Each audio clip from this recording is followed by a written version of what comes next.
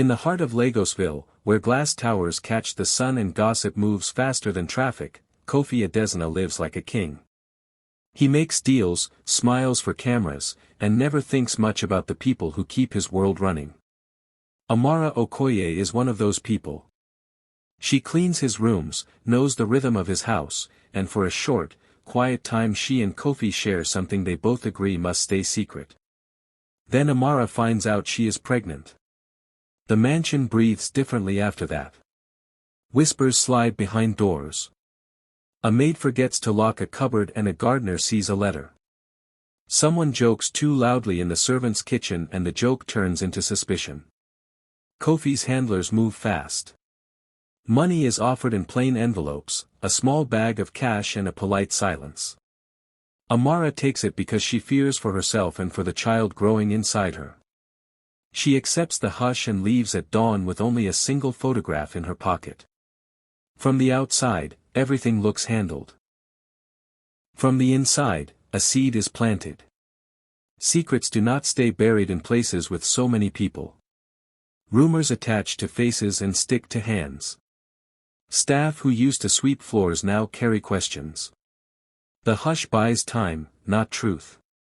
In the corners of Lagosville, the story finds quiet listeners, and as Amara walks away, the city does not yet know that a storm is gathering around one old photograph and one unpaid truth. Amara walked the sand at dawn with a small bundle and a quieter heart, and in the slow town of Aliso Bay she built a life that was steady and plain so her son could grow without the loud shadows of Lagosville. She never spoke his father's name, not once, not even to the women who mended her clothes or to the priest who blessed new babies. She kept that secret like a treasure she would only open if the tide demanded it. Tund learned to watch the sea and listen to the way wind changed every afternoon. He learned to read while other children chased crabs, and he wore his single school uniform like armor. Amara worked long hours washing clothes, cooking, and sewing, but she always found a little money for books. She would sit beside him under the single streetlight and trace letters with her finger while he practiced sums until the numbers felt like friends. Teachers noticed him, they sent home notes that made Amara cry tears of quiet pride. He won a scholarship that took him beyond the bay to a school with a real library, and when he returned during holidays he brought back stories and a hunger that made the town look small and soft around the edges. People began to say the boy would leave Aliso Bay one day, and they said it like they believed the sea itself might carry him. Meanwhile, far away, Kofi Adesina's name grew larger in newspapers and on billboards, his factories ran through the night and his face smiled from hotel lobbies, but none of the headlines reached the narrow alleys where Amara tucked Tund into bed. She kept one photograph folded in the Bible she owned and sometimes she would take it out and press her thumb against the corner until the paper warmed. Tund would ask who the man was, and Amara would change the subject, teaching him instead how to balance a ledger and how to speak up in a crowded room. His questions returned like tides, soft at first, then strong. And curiosity sharpened into a hunger for truth. He read about law and business, not for money alone but because he wanted to understand how power bent people's lives. At night he dreamed of classrooms and courts and rooms full of men who thought their names were stronger than their actions. The town watched him grow, some with hope, some with envy, but no one could see the quiet link between the photograph in Amara's Bible and the skyscrapers he read about in magazines. Neither mother nor son knew how tightly their two small, separate lives would one day be pulled together by a single piece of paper, by a question that could not be left unanswered, and by a courage that began, very simply, with a boy who refused to be kept in the dark. Kofi Adesina's life kept rising while the bay stayed the same, and people started to treat his name like a fact of nature, something that could not be argued with. He married a woman from a powerful political family and the wedding pictures filled the papers. With that marriage came more money, more influence, and seats at tables where decisions were made. He built factories, signed deals, and smiled at ribbon-cutting ceremonies, never needing to know the names of the people who washed his shirts or cleaned his office. Back in Aliso Bay, Amara kept waking before dawn and returning after dark, taking 2 jobs so there would be food and school fees. She folded a faded photograph into the lining of her dress and a few old letters into a box she kept beneath her bed. Those small things were all she had of the life she once knew, and she touched them like prayers when the nights were lonely. Tund grew taller and sharper, and his questions grew louder.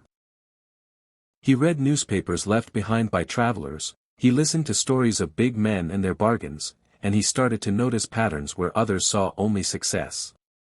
Curiosity turned to anger when he saw videos of Kofi at ribbon cuttings while his mother mended uniforms.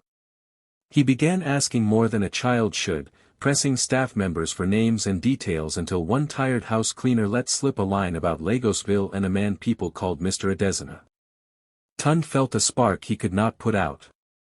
He fought with a cousin of a servant, and the cousin, in a mix of pride and spite, gave him a scrap of a receipt with a name on it and an address in the city. That scrap was small, but it was a key. For the first time the photograph in Amara's hand seemed to have a twin in the pages of the magazines Tund studied. Anger and hunger pushed him to learn law and accounting, not for money alone but so he could stand where others stood and ask hard questions. Amara watched this change with a tight chest. She feared what truth could do, and she knew truth could cut both ways. She warned Tund to be careful, and she warned him to be brave, and sometimes she cried when she thought he was asleep. Meanwhile, Kofi's life became more public and his enemies became clearer, the kind that hide behind smiles. Quiet resentment grew like mold around success, a slow thing that eats at trust. People who had once accepted silence began to see it as a choice. The city had built a palace of influence, and somewhere in its halls a small, stubborn boy had found a clue that would one day open the locked door. Tund came back to Lagosville with his suitcase and a quiet fire in his chest, and when he walked up the long drive to Kofi Adesina's compound he felt like a small stone about to hit a very large glass house. He was not the shy boy from Aliso Bay anymore. He had learned to speak clearly, to hold a paper steady, and to look people in the eye. He asked for Kofi. The guards looked him over and then called inside. Kofi appeared with a polite smile that did not reach his eyes. When Tund said the name he had only whispered at home, the smile froze. Kofi denied everything. He called the claim a mistake and a lie, and the polite smile became practiced anger. Security moved a little closer as if to remind the world who held power on that property. Men in plain shirts offered Tund an envelope with money and a promise to leave quietly. The offer was soft and dangerous. Tund pushed the envelope back across the table and said he wanted the truth, not cash. News spread quickly through the compound. Whispers became louder. Amara came that day because the town had no patience for silence when a son stood up. She arrived trembling with the weight of years on her shoulders and a single photograph clenched in her hand. She looked at Kofi the way a woman looks at a man who has lied to a family for years, and for a second the room was full of the kind of silence that feels like a held breath. Faces tightened. Kofi's voice grew sharp. Threats were thrown like small knives. He warned of lawsuits and of ruined reputations. He suggested that the boy was lying for money. He suggested that Amara had motives. The guards shifted, and someone called for the car that would take them away. For a long moment it seemed the old way would win again. Then a friend of Amara's who was a lawyer stepped forward. He spoke in calm, plain words that cut through the noise. He said there was another way, a legal path no one in the room had expected, truth under oath. He suggested a DNA test and a sworn statement in court. He explained that money can hide a secret but it cannot change a fact proven by science and law. The idea hung in the air like a sudden wind. Kofi's handlers tried to wave it off with more threats, but their voices were thinner now. The lawyer spoke of evidence, of public records, of how a court could force honesty. Amara held Tund's hand and felt his pulse steady against hers. They had both been hiding for years, afraid of what exposure might do to their lives. Now they faced the choice everyone fears, accept silence and a small safety, or risk everything to force the truth into the open. The hush money sat on the table, a small and ugly thing next to the photograph that had never left Amara's pocket. In that moment the decision was not about greed. It was about dignity, about naming what had been kept secret, and about whether a single truth could change the shape of many lives. The mansion felt colder than it should have that week, as if the chandeliers knew the trouble coming. Kofi lay in a large room that smelled of medicine and old wood, surrounded by family members who wore grief like a costume and hoped it would come with cash. The will reading was set for a Friday afternoon, the kind of event where servants learned to keep their heads down and cameras learned to point their lenses. Invitations went to business partners, to politicians, and to the kind of cousins who had not visited in years but who showed up when paper promised a share. Tund and Amara watched from the quiet of a rented room across town. They had learned not to shout. They moved with small, careful steps. Their plan was simple and firm: ask for a legal DNA test before any final signatures were opened, make the truth part of the record. They could see how important timing would be. If the will read first, the old money would lock itself into new hands and the law would lean toward the paper. If the DNA came first, everything might change. They found a lawyer who believed in facts more than favors and who agreed to file the right motions. The lawyer made calls and pushed a judge to hear them quickly. That set off tremors inside the mansion. Faces that had been polite grew quick and sharp. Siblings who used to smile at dinner now counted threats like fruit in a bowl, weighing what each might cost them. Alliances shifted in a single afternoon. A nephew who had promised loyalty texted a photo and then deleted it. The family accountant started to look at expense reports the way someone studies a map before a storm. Outside, people smelled drama. Social feeds are hungry, and a word about the will passed from gossip to headline in a single share. Reporters circled like birds. Comment threads filled with shorthand judgments and with strangers who felt they had a stake. Staff whispered in the kitchen and in the back corridors, trading versions of the same story. Amara kept the old photograph folded and put it again into the lining of her dress because it steadied her. Tund learned to sit still and to let anger cool into focus. They practiced their lines, the simple facts they would speak. The lawyer prepared evidence and subpoenas and told them to expect resistance. Kofi's people called with offers and with thin warnings, trying to buy a silence that had already started to cost more than they wanted to pay.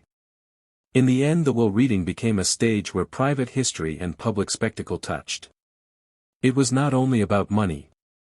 It was about who could be named, about whether a life of hidden choices would remain hidden.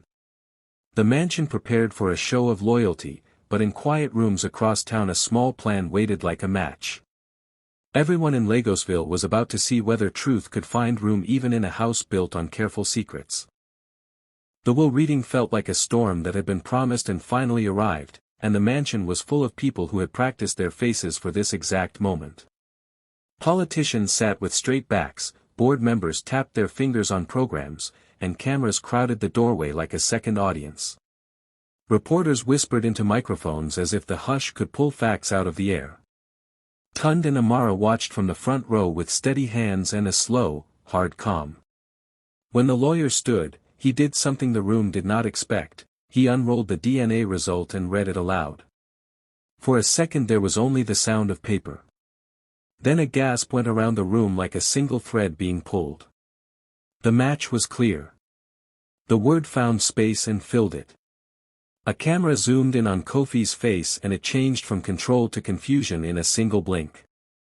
People who had nodded at his jokes now looked at him like strangers. The match did one thing and then many things followed fast. Old contracts that had been tucked away were brought into the light. Pages with signatures that did not look right were laid on the table. A notary who had been loyal started to talk like someone who wanted a new place to stand. Phones lit up across the room as people checked their calendars and their alibis. Lawyers who had once whispered in corridors now argued in public, and their words were sharp enough to cut. Kofi tried to speak, to close the story with practiced lines about mistake and misunderstanding, but the proof sat heavy on the table and the cameras liked proof more than apologies. Board members who had counted on his charm began to worry about money and image. Politicians who had smiled at his face in private now sent terse messages that read like exits. Outside, the social feeds lit up in minutes. Clips of the reveal were shared with hot takes and with distant strangers calling for consequences. Memes formed in the edges of grief and anger. People who had felt small when the mansion spoke now felt large with the knowledge that what had been hidden could be shown. Staff came forward with details they had kept in quiet drawers. Contracts that once bought silence now unraveled because someone else had the courage to speak. A few brave journalists found a ledger, then another, and the web of hush money, forged affidavits, and fake beneficiaries began to look like a pattern, not an accident. The company's name wavered on the evening news. Sponsors paused. Shareholders asked for emergency meetings. The mansion's polished surface cracked in public and light fell into the cracks. In the middle of it, Tund and Amara stood together, pale with relief and with a tired kind of victory. They had not only claimed a name. They had forced a truth into a room built to hide it. Kofi's curated legacy splintered on camera, and the city watched as power bowed, not with a roar, but with the slow, loud sound of things finally being called by their true names. The proof changed everything overnight, and then it kept changing things in slow, hard ways. Tund filed papers with steady hands and a clear purpose, asking the court to name him as Kofi Adezena's son and to give him what the law said was his. Amara stood beside him and demanded more than money.